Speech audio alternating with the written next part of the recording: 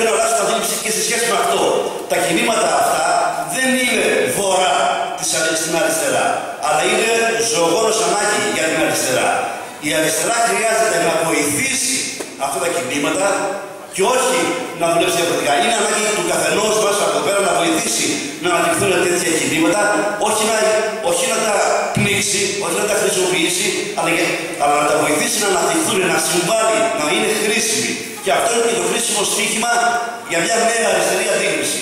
Και η αντίληψη που θέλουμε να βάλουμε στο τραπέζι για την καινούργια αριστερά είναι ακριβώς αυτή.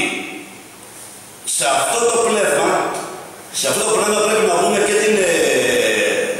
και την δράση μας και το κατέβασμά μας στις αυτοδιοικητικές εκλογές σαν δυνατότητα συμβολής να διαμορφωθεί ένας πόλος διαφορετικών αντιλήψεων, ριζοσπαστικός πόλος και διαφορετικής προοπτικής που να έχει να κάνει την ανάπτυξη των κινημάτων, των εργατικών, των τοπικών και πάει λέγοντας. Σε μια τέτοια προοπτική θα μπορούμε να πούμε ότι έχουμε επιτύχει, αν μπορέσουμε να διευκολύνουμε αυτή την κατάσταση.